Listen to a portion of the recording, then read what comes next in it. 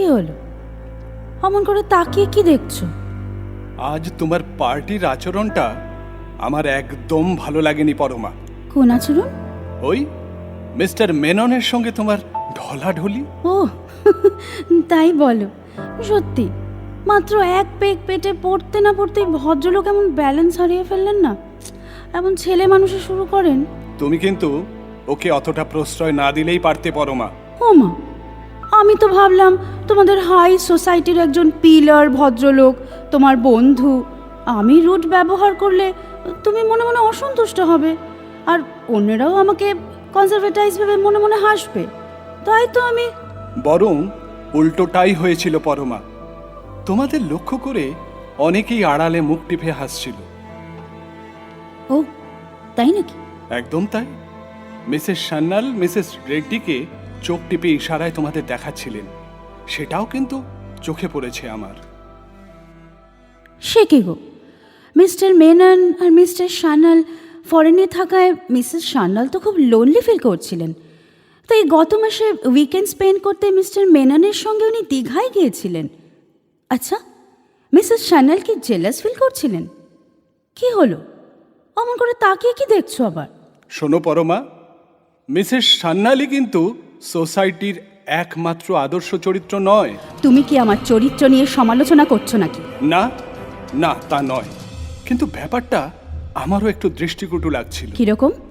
ওই যে স্কাউন্ডারটা পার্টিতে গিয়ে এমন সিন ক্রিয়েট করছিল, আমার আমার এমন বিশ্রী লাগছিল। তোমার এত বিশ্রী লাগার কি আছে? তোমার তো এতে কোনো রিচন হওয়ার কথা নয়। তুমি ভুলে যাচ্ছ কেন পরমা? তোমার পরিচয়ে এখনো কিন্তু আমার স্ত্রী মিসেস চৌধুরী। কিন্তু তুমিই বলেছিলে সেটা শুধুমাত্র বাইরের পার্টিতেই। এমনও তো হতে পারে ভদ্রলোককে আমার কিছুটা ভালো লেগে গিয়েছিল। কি বলছো পরমা? তুমি ভীষণ পাল্টে গেছো এই কমাসের মধ্যে। তুমি কেমন যেন কনজারভেটিভ হয়ে গেছো। কি হয়েছে গো তোমার? এই হাত ছাড়ো। ভালোবাসা আর বেলেল্লাপানা কিন্তু এক জিনিস নয় পরমা। বেলেল্লাপনা? কিন্তু তারও ছাড়পত্র কি তুমিই আমাকে দাওনি? আমি? তোমাদের হাই সোসাইটির প্রচণ্ড ঔদার্যে আমাকে সংস্কারের সব বন্ধন থেকে মুক্তি দাওনি তুমি? পরমা, ভুলে গেলে সেদিনের কথা? আজ থেকে মাত্র 1 বছর আগে সেদিন আমার জন্মদিন ছিল, আর অনাড়ম্বর জন্মদিনই আমি পালন করি। তোমার প্রতীক্ষায় রাত 1টা পর্যন্ত জেগে থেকে কখন যেন টেবিলে মাথা রেখে আমি ঘুমিয়ে পড়েছিলাম। মনে পড়ে সেদিনের কথা?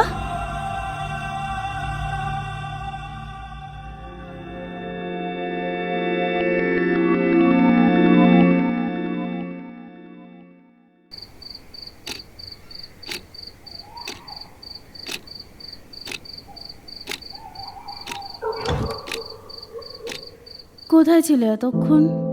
একটা পার্টি ছিল। কোথায়? আমার সব বন্ধু বা কলিগদের চেনো তুমি? তবু শুনি। Don't be so nagging Parama. রাত হয়েছে। না, আমি জানতে চাই। জানতে চাও? বেশ, তাহলে আজই তোমার সঙ্গে একটা আন্ডারস্ট্যান্ডিং হয়ে যাক এ ব্যাপারে।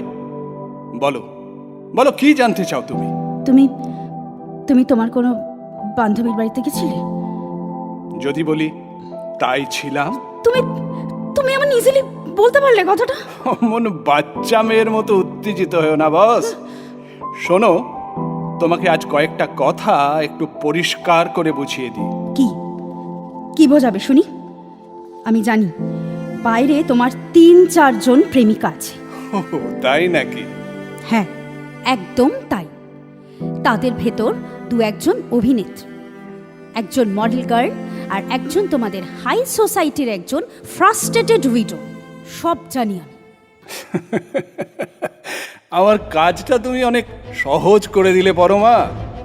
শুধু একটা প্রসঙ্গে আমার একটু আপত্তি আছে। কিরকম?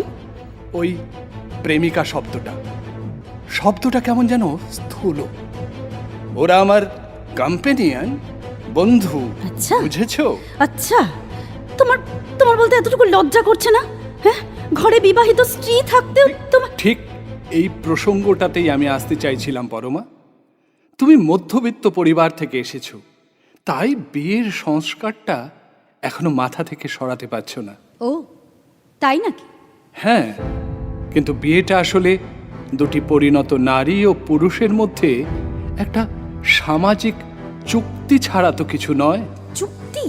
Yes, some short of partnership বলতে পারো। এটা কোনো নৈতিক চুক্তি নয় পরমা।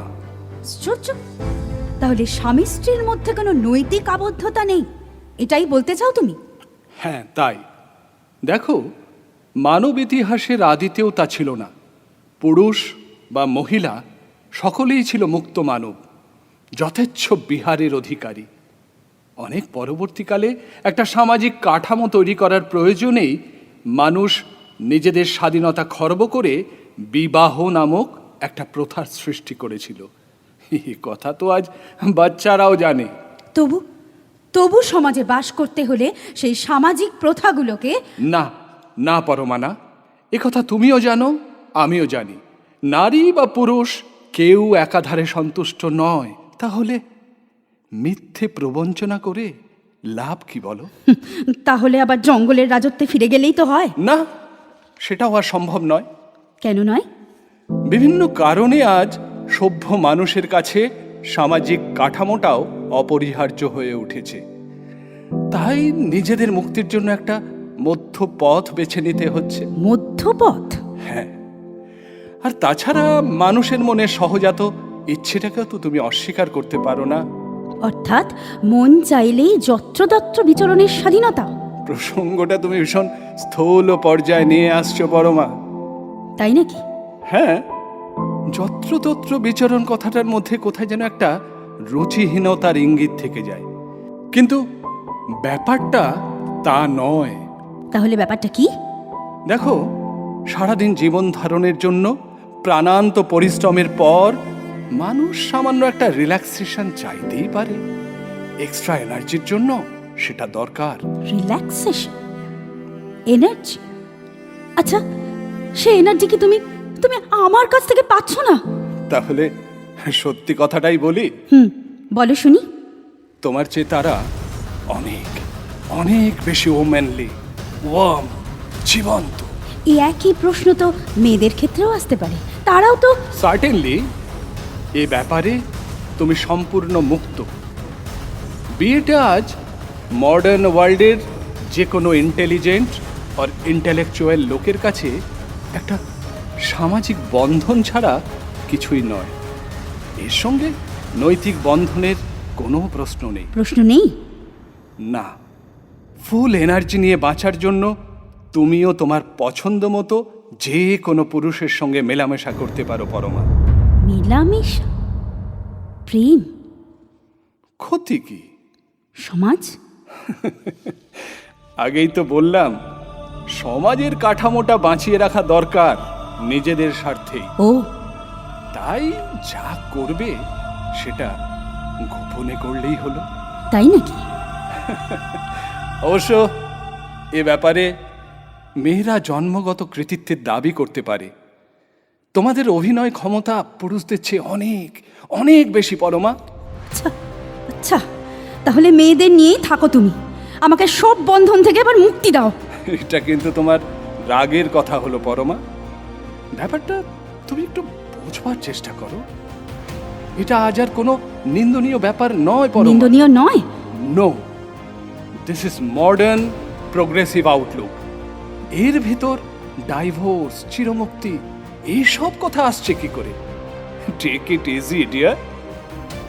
আমার কাজে আমাকে বাধা দিও না, তোমার কাজেও আমি তোমাকে বাধা দেব না। নৈতিক দিক দিয়ে আমরা দুজনেই থাকব মুক্ত, দুটি নারী ও পুরুষ। ব্যাস, মিটে গেল।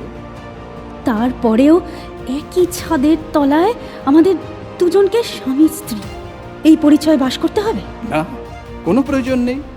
এই ব্যাপারে আমি কারো ওপর কিছু আরোপ করতে চাই না পরমা। তোমার যদি অনিচ্ছা বা অনাগ্রহ থাকে, দাম্পত্য জীবন না হয় নাই যাপন করলাম আমরা। আলাদা ঘরে আলাদাভাবেই বাস করব আমরা। মানে মানে কি বলছো কি তুমি? তবে মাইন্ড ইট, বাইরের পার্টিতে যেন কেউ জানতে না পারে কথাটা। সেখানে আমরা mister and Mrs. Chaudhary. Okay?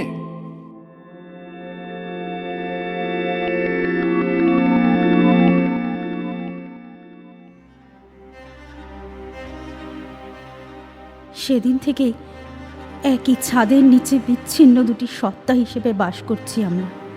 তোমার সঙ্গে আমার কোনো দৈহিক সম্পর্কই নেই, বোধহয় আত্মিকও নয়। শুধু বাইরে সবার চোখে আমরা স্বামী স্ত্রী। হ্যাঁ, সেটা কিন্তু আমাদের দুজনের সম্মতিতেই হয়েছিল পরমা। আমি তো তোমাকে জোর করিনি, আমি তোমাকে সম্পূর্ণ স্বাধীনতাই দিয়েছিলাম। তা দিয়েছিলে, প্রয়োজন হলে আমার পছন্দ মতো কোনো প্রেমিকও খুঁজে নিতে বলেছিলে, কিন্তু কিন্তু আমি তা পারিনি। কেন পারিনি জানো? কেন? কাউকেই আমার উপযুক্ত বলে মনেই হয়নি। তোমার ভেতরে, হ্যাঁ হ্যাঁ, একমাত্র তোমার ভেতরেই আমি আমার সেই কল্পনার পুরুষকে খুঁজে পেয়েছিলাম একদিন। শুধুমাত্র তোমার ভেতরে। এটাও কিন্তু রক্ষণশীলতার লক্ষণ পরমা। তাই না? কিন্তু এখনো মনের মানুষ খুঁজে পাইনি বলে যে কোনোদিনই পাবো না, পেলেও আমি আপত্তি করব না পরমা। তোমার স্বাধীনতায় হস্তক্ষেপ করব না আমি, শুধু আমি জানতে না পারলেই হলো। আশ্চর্য, তুমি দারুণ প্রগতিশীল, তাই না? নিশ্চয়ই। তাহলে আজ ঈর্ষাবোধ করছো কেন? ঈর্ষা আদৌ নয়, তবে এটা মানে বন্ধু হিসেবেই কিছুটা সতর্ক করে দেওয়া বলতে পারো। তুমি ভীষণ সরল পরমা, দারুণ নরম, তাই ওই ডেচ লোকগুলোর পাল্লায় পড়ে যাতে তোমার কোনো ক্ষতি না হয়। রবিশঙ্কর চৌধুরী, নিজেকে এতটা বুদ্ধিমান বলে ভাবছো কেন? মানে? তুমি জানতে হাই সোসাইটির তোমার পক্ষে যা করা সম্ভব, হাজার স্বাধীনতা দিলেও আমার পক্ষে তা কোনোদিনই সম্ভব নয়। আর সেই জোরেই সেদিন তুমি অমন অনায়াসে অমন ঔদার্য দেখাতে পেরেছি। মিথ্যে কথা। মিথ্যে না? তাহলে কিন্তু আর মাত্র একটাই সম্ভাবনা থাকে, তুমি আজও আমাকে ভালোবাসো। ভালোবাসি? হুম, কি জানি, হয়তো তাই। আসলে প্রথম ভালোবাসার শেকড় মানুষ বোধহয় পুরো উপড়ে ফেলতে পারে না। বুঝতে পারছি আমি আজও তোমাকে ভালোবাসি পরমা। ধন্যবাদ। কিন্তু খুবই দুঃখের সঙ্গে জানাই রবিশঙ্কর, তোমাকে আজ আর আমি ভালোবাসি না। পরমা, আমি তোমাকে সত্যি খুব ভালোবাসি পরমা। ছুঁয়ো না। চুক্তি অনুযায়ী আমরা দুজন এখন পরস্পরের পরিচিত, ভিন্ন আর কিচ্ছু নয়। পরমা, নিছক পরিচিত কোনো পুরুষের কাছ থেকে এ ধরনের আচরণ আমি অবশ্য আশা করি না, আর এটা অশোভন। পরমা, তোমার কাছ থেকে এ কথা আমি আশা করিনি কোনোদিন। তবে কি আশা করেছিলে? তোমার একটু ছোঁয়ায় আমি গলে যাব? মেয়েরা ভালোবাসার ছোঁয়া ছাড়া সাড়া দেয় না রবিশঙ্কর। অবশ্য টাকা দিয়ে পোষা মেয়েদের কথা আমি এখানে বলছি না। বিশ্বাস করো পরমা, আজ আমি বুঝতে পারছি তোমাকে আমি সত্যি ভালোবাসি। সত্যি বোধহয় এতদিন আমি নিজেকে প্রবঞ্চনা করেছি। তাই নাকি? কেন? আজকের আমি কি সেই মেয়েদের চেয়েও সুন্দর? হ্যাঁ, অনেক সুন্দর, অনেক সুন্দর পরমা। তাদের চেয়েও ওম্যানলি, তাদের চেয়েও ওয়ার্ম, তাদের চেয়েও জীবন্ত। বলো। হ্যাঁ পরমা, তুমি তাই। তুমি নিশ্চয়ই কিছুদিন ধরে খুব অভুক্ত আছো, তাই না? অভুক্ত মানে? তা না হলে নিজেরই পরিত্যক্ত খাবারের প্লেটের দিকে ওরম লুব্ধ হাত বাড়াতে না? পরমা, অন্তত তোমার মুখে এ ধরনের অশোভন ইঙ্গিতটা কেমন যেন বেমানান লাগছে। হয়তো কোনো সফিস্টিকেটেড হাই সোসাইটি থেকে আসেনি বলেই ঠিক মার্জিত শব্দটা খুঁজে পাইনি। কিন্তু কথাটা যে সত্যি তা আমি জানি। কি জানো তুমি? তাহলে বলি, শুনতেই যখন চাইছো। তোমার 4 জন বান্ধবীর ভেতর 2 জন এখন কলকাতার বাইরে, একজন বম্বে আর অন্য একজন ম্যাড্রাসের ছবি করতে গিয়েছে। তাই নাকি?